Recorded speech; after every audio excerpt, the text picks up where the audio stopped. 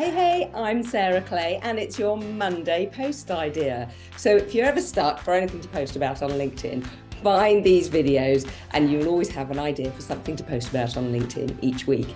Ring my bell, which sits just below my profile, and you'll get these ideas in your feed. Ooh. Okay, so this week's post idea is so simple. It's super duper duper simple. What I'd like you to do is post a quote from somebody else. So the best way to find these is to go to Google or whichever search engine you use and type in motivational quotes, inspirational quotes, whatever it is you're looking for. Find a quote that really resonates with you and that you hope will resonate with your audience.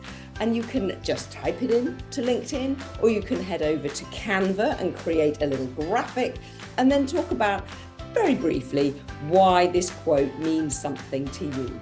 It's very, very simple to do this, and it's a very good way, quite often, of starting a conversation.